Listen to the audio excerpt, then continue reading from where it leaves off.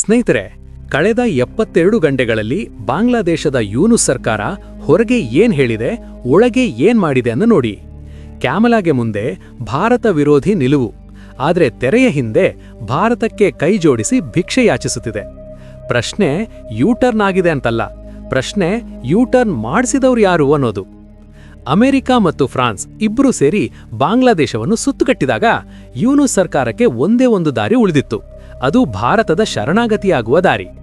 ಸ್ನೇಹಿತರೆ, ಹಳೆಯವರು ಒಂದು ಮಾತು ಹೇಳ್ತಾರೆ, ಜೇಬು ಖಾಲಿಯಾಗಿದ್ದಾಗ ಬಾಯಿ ಹೆಚ್ಚು ಕೆಲಸ ಮಾಡುತ್ತೆ, ಆದರೆ ಹಸಿವು ಬಂದಾಗ ಅಹಂಕಾರ ತಗ್ಗಿ ಹೋಗುತ್ತದೆ. ಇಂದು ಬಾಂಗ್ಲಾದೇಶದ ಯೂನುಸ್ ಸರ್ಕಾರದ ಸ್ಥಿತಿ ನೋಡಿದ್ರೆ ಈ ಸಾಮಿತಿ ಪರ್ಫೆಕ್ಟ್ ಆಗಿ ಹೊಂದಿಕೊಳ್ಳುತ್ತೆ. ನಿನ್ನೆಯವರೆಗೂ ಭಾರತಕ್ಕೆ ಕಣ್ಣು ತೋರಿಸುತ್ತಿದ್ದ ಸರ್ಕಾರ ಇದೀಗ ಏಕೆ ಧ್ವನಿಯೆಂದು ಬದಲಾಯಿಸಿದೆ? ಏಕೆ ಇದೀಗ ಭಾರತದ ಶರಣಾಗತಿಯಾಗ್ತಿದೆ? ಈ ಕಥೆಯಲ್ಲಿ ಇನ್ನೂ ಇದೆ. ಈ ಜಿಯೋಪೊಲಿಟಿಕಲ್ ಡ್ರಾಮಾದಲ್ಲಿ ಈಗ ಫ್ರಾನ್ಸ್ ಕೂಡ ಎಂಟ್ರಿ ಕೊಟ್ಟಿದೆ. ಸ್ಕ್ರೀನ್ ಮೇಲೆ ಈ ಟ್ವೀಟ್ ನೋಡಿ. ಫ್ರಾನ್ಸ್ ನೇರವಾಗಿ ಯೂನುಸ್ ಸರ್ಕಾರದ ಕಾರ್ಯಕ್ಷಮತೆಯ ಮೇಲೆ ಪ್ರಶ್ನೆಗಳನ್ನು ಎತ್ತಿದೆ. ಆದರೆ ಅತಿ ದೊಡ್ಡ ಟ್ವಿಸ್ಟ್ ಉಸ್ಮಾನ್ ಹಾದಿ ಕಥೆಯಲ್ಲಿ ಬಂದಿದೆ. ಆ ಉಸ್ಮಾನ್ ಹಾದಿ ಹೆಸರಿನಲ್ಲಿ ಬಾಂಗ್ಲಾದೇಶದಲ್ಲಿ ಎಷ್ಟು ಗಲಭೆ ಮಾಡಿದ್ದಾರೋ. ಈಗ ಅವನ ಸ್ವಂತ ಅಣ್ಣ ಕ್ಯಾಮ್ರಾ ಮುಂದೆ ಅಂಥ ಬಹಿರಂಗ ಮಾಡಿದ್ದಾನೆ. ಯೂನುಸ್ ಸರ್ಕಾರ ನಡುಗುತ್ತಿದೆ. ಭಾರತಕ್ಕೆ ವಿರೋಧವಾಗಿ ರಚಿಸಿದ ದೊಡ್ಡ ಪ್ಲಾಟ್ ಈಗ ಅವರ ಗಂಟಲಿಗೆ ಸಿಕ್ಕಿದೆ. ಕಳೆದ 2-3 ದಿನಗಳಲ್ಲಿ ಬಾಂಗ್ಲಾದೇಶದಲ್ಲಿ ಭಾರತ ವಿರೋಧಿ ದ್ವೇಷಕ್ಕೆ ಹೊಸ ಮಾರ್ಕೆಟ್ ಸೆಟ್ ಆಗಿದೆ. ಒಮ್ಮೆ ಸ್ಕ್ರೀನ್ ಮೇಲೆ ಈ ವಿಡಿಯೋ ನೋಡಿ. ಈ ಮಹಾಶಯ ಬಾಂಗ್ಲಾದೇಶದ ಜನರ ಮುಂದೆ ನಿಂತು ಕಾಶ್ಮೀರ ಬಗ್ಗೆ ಮಾತನಾಡುತ್ತಿದ್ದಾನೆ. ಬಾಂಗ್ಲಾದೇಶದಿಂದ ಕಾಶ್ಮೀರವನ್ನು ಸ್ವತಂತ್ರಗೊಳಿಸುತ್ತೇವೆ ಅಂತ ಕನಸು ಕಾಣುತ್ತಿದ್ದಾನೆ. ಇವರ ಭಾಷೆ, ನಡವಳಿಕೆ ನೋಡಿದ್ರೆ ಪಾಕ್ ತಾಲಿಬಾನ್ ಗುರುತು ಬರುತ್ತದೆ. ಅಷ್ಟೇ ಅಲ್ಲ, ಮತ್ತೊಂದು ವಿಡಿಯೋ ನೋಡಿ. ಇಲ್ಲಿ ಬೇರೆ ಸ್ಕ್ರಿಪ್ಟ್ ಓಡುತ್ತಿದೆ. ಭಾರತ ಒಂದು ವೇಳೆ ಬಾಂಗ್ಲಾದೇಶದ ಮೇಲೆ ಏನಾದರೂ ಮಾಡಿದ್ರೆ ಪಾಕಿಸ್ತಾನ ಭಾರತದ ಮೇಲೆ ದಾಳಿ ಮಾಡುತ್ತದೆ ಅಂತ ಹೇಳುತ್ತಿದ್ದಾರೆ. ಈ ಬಯಾನ್ ಕೇಳಿ.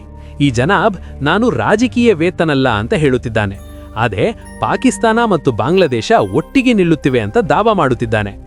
ಉಸ್ಮಾನ್ ಹಾದಿಗೆ ಸಂದೇಶ ಕೊಡುತ್ತಿದ್ದಾನೆ, ಭಾರತವನ್ನು ಶತ್ರುವಾಗಿ ತೋರಿಸುತ್ತಿದ್ದಾನೆ. ಅದೇ ರೀತಿ ಇದು ಯುದ್ಧಕ್ಕೆ ತಿರುಗುತ್ತದೆ ಅಂತ ಅನಿಸುತ್ತಿದೆ. ಬಹುಶಃ ಭಾರತವನ್ನು ರೆಚ್ಚೆಗೊಳಿಸಿ ಯುದ್ಧದಲ್ಲಿ ಸಿಲುಕಿಸಬೇಕು ಅಂತ ಪ್ಲಾನ್. ಆದರೆ ಸ್ನೇಹಿತರೆ, ಈ ವಾತಾವರಣವನ್ನು ಸೃಷ್ಟಿಸುವ ಪ್ರಯತ್ನ ಪ್ರಪಂಚದ ಬಲಿಷ್ಠ ದೇಶಗಳು ಜೋಕ್ಯಂ ಮಾಡಿಕೊಂಡಾಗ ವಿಫಲವಾಗಿದೆ. ಸ್ಕ್ರೀನ್ ಮೇಲೆ ಈ ಪತ್ರ ನೋಡಿ. ಅಮೆರಿಕ ಕಾಂಗ್ರೆಸ್ ಸದಸ್ಯರು, ಸೆನೆಟರ್ಗಳು ಕಳುಹಿಸಿದ್ದು. ಇದರಲ್ಲಿ ಯೂನುಸ್ ಸರ್ಕಾರಕ್ಕೆ ಸ್ಪಷ್ಟ ಎಚ್ಚರಿಕೆ ಕೊಟ್ಟಿದ್ದಾರೆ.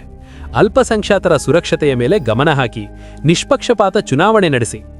ಅಮೆರಿಕ ಇನ್ನೊಂದು ಹೇಳಿದೆ, ನಿಷ್ಪಕ್ಷಪಾತ ಚುನಾವಣೆ ಬೇಕಾದರೆ ಅವಾಮಿ ಲೀಗ್ ಮೇಲಿನ ಬ್ಯಾನ್ ತೆಗೆಯಬೇಕು. ಇಲ್ಲಿ ಆಟ ನೋಡಿ. ಖಾಲಿದಾ ಜಿಯಾ ಆಸ್ಪತ್ರೆಯಲ್ಲಿದ್ದಾರೆ, ಆವಾಮಿ ಲೀಗ್ ಮೇಲೆ ಬ್ಯಾನ್, ಜಮಾತ್ಗೆ ಓಪನ್ ಚಾನ್ಸ್. ಇದು ಯಾವ ಬಗೆಯ ಪ್ರಜಾಪ್ರಭುತ್ವ? ಇದು ಈಗ ಪ್ರಪಂಚಕ್ಕೆ ತೊಂದರೆ ಕೊಡುತ್ತಿದೆ.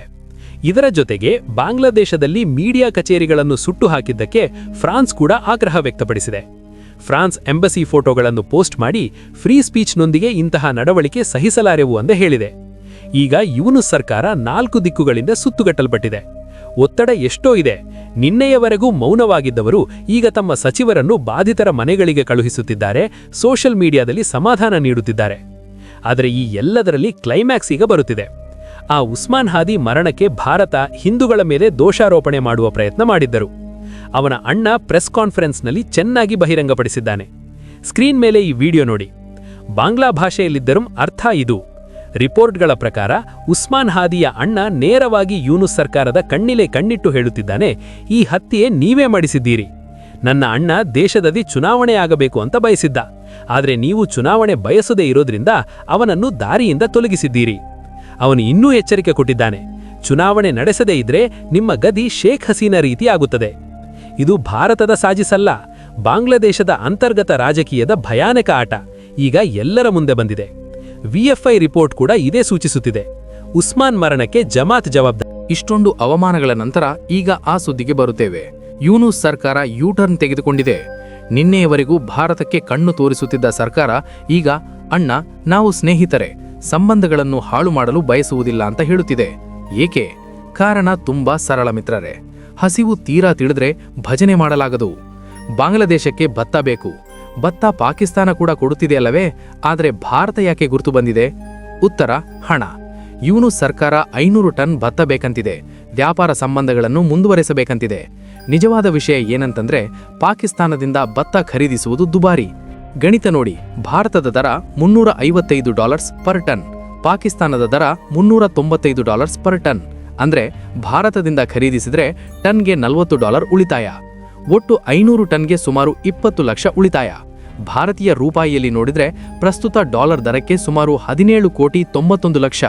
ನೋಡಿದ್ರಾ, ಹೊಟ್ಟೆ ಹಣದ ವಿಷಯ ಬಂದಾಗ ಎಲ್ಲ ಹೇಳಿಕೆಗಳು ತಗ್ಗಿಬೋಗಿವೆ. ಭಾರತ ವಿರೋಧಿ ವಾತಾವರಣ ಸೃಷ್ಟಿಸಿದ ಸರ್ಕಾರ ಈಗ 17 ಕೋಟಿ ಉಳಿಸಲು ಭಾರತದಿಂದ ಬತ್ತ ಕೇಳುತ್ತಿದೆ. ನಾವು ಸ್ವಲ್ಪ ಹಿಂದಕ್ಕೆ ನೋಡಿದ್ರೆ ಇದು ಮೊದಲ ಸಲ ಅಲ್ಲ.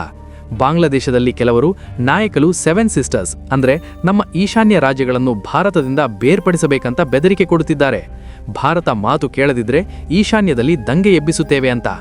ಮೊಹಮ್ಮದ್ ಯೂನುಸ್ ಕೂಡ ಗ್ರೇಟರ್ ಬಾಂಗ್ಲಾದೇಶ್ ನಕಾಶೆ ತೆಗೆದುಕೊಂಡು ಚೀನಾದ ಹತ್ತಿರ ಹೋಗಿದ್ರು. ಈಶಾನ್ಯ ರಾಜ್ಯಗಳು ಸಂಪೂರ್ಣವಾಗಿ ನಮ್ಮ ಮೇಲೆ ಅವಲಂಬಿತವಾಗಿವೆ ಅಂತ. ಚೀನಾ ಅಲ್ಲಿಗೆ ಇನ್ವೆಸ್ಟ್ ಮಾಡಬೇಕು ಅಂತ ಹೇಳಿದ್ರು. ಈಗ ಪ್ರಶ್ನೆ ಸರಳ ಮಿತ್ರರೇ, ಈ ಎಲ್ಲ ಬಯಾನ್ಗಳು, ವಿಡಿಯೋಗಳು, ನಕಾಶೆಗಳು, ಆಹ್ವಾನಗಳು ಏನನ್ನ ಸೂಚಿಸುತ್ತಿವೆ? ಈಗ ಮಿಲ್ಲಿ ಸ್ನೇಹಿತರೆ, ಅತಿ ಮುಖ್ಯ ಪ್ರಶ್ನೆ ಕೇಳಿ. ಈ ಎಲ್ಲ ವಾತಾವರಣದಲ್ಲಿ ಭಾರತ ಏನು ಮಾಡುತ್ತಿದೆ? ಬಾಂಗ್ಲಾದೇಶ್ ರಸ್ತೆಗಳ ಮೇಲೆ ಭಾರತ ವಿರೋಧಿ ಘೋಷಣೆಗಳು, ಕಾಶ್ಮೀರ ಬಗ್ಗೆ ಬಯಾನ್ಗಳು, ಆಂಟಿ ಇಂಡಿಯಾ ನೆರೆಟಿವ್ ಶೃಂಗದಲ್ಲಿದ್ದಾಗಲೂ ಭಾರತ ಸಹಾಯ ಮಾಡುತ್ತಿದೆ.